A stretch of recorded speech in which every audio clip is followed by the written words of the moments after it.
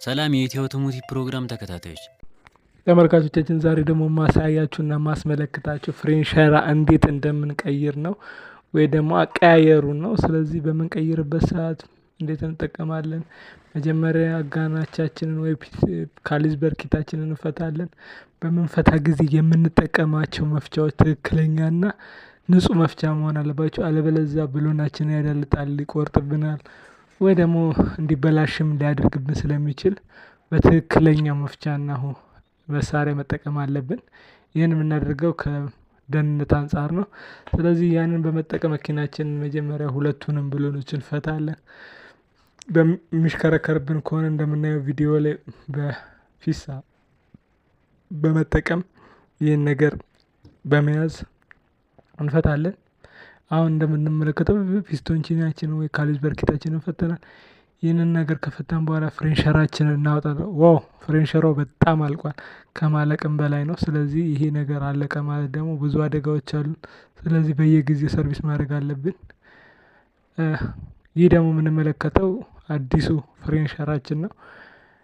ስለዚህ እንደምንመለከተው አዲሱ ሸራችን በጣም ልዩነት አለው ከአዲሱ ጋር በጣም ተበልቷል።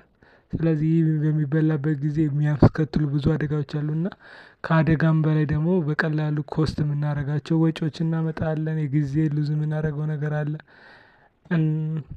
ቀጣይ ደግሞ የምንመለከተው ይህንን መሳሪያ ነው።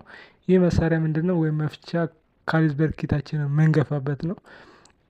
ብዙ ቦታ አልተለመደም። ብዙ ቦታ በጉልበት ነው። ያ ደግሞ ብዙ ነገርን ያበላሽብናል። ያ የሚያበላሽብን አንዱ ፒን ነው። ፒን ካሊዝበር ፒን ወይ ደግሞ ፒስቶንቺኒ ፒን የምንለው ነገር ያጣመምብናል። ያ እንዳይሆን ይሄ በቀላሉ የምንጠቀመው ነው። በቀላሉ ሰርተን ልንገፋበት የምንችለው ነው። ማንኛውም ላይ ሰርተን ልንጠቀምበት ግድ መግዛት ላይጠበቅብን ይችላል። ከተገዛ ደግሞ እንዲህ በምንጠቀምበት ጊዜ ያው ሀለፊሳ ነው የሚያስፈልገን። በመግፋት በቀላሉ ጉልበትንም አቅምንም ጊዜንም በመቆጠብ ያ እንደምትመለከቱት እያስገባልን ነው። ያው ቀላል እና ሲምፕል የሆነ ሜተር ነው እየተጠቀምን ያለነው።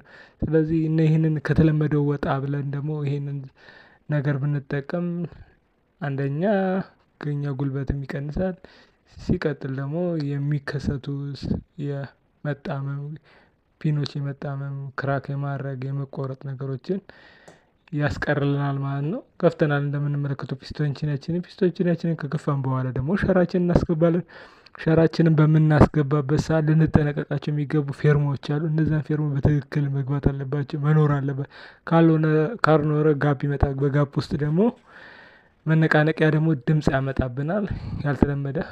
ይህ ደግሞ የምንመለከተው ፌርሞ ሸራ በሚያልቅበት ጊዜ ድምጽ እንዲሰጠን ነው። ብረቱ ጋር ይሄን ያህል እንደምንመለከተው ባለፈው እንትን ላይ በጣም አልቆ ነበር። ያን ሳይደርስ ይህን ድምጽ በመስጠት ዲስካችን ሳይነካ ብረት ለብረት ሳይፈፈቅ ድምጽ ይሰጠናል። ያንን ደግሞ ወደ መካኒክ በመሄድ እናስተካክላለን ማለት ነው። Don't forget to like, share, and subscribe for more in-depth explorations of the technology that drives us forward.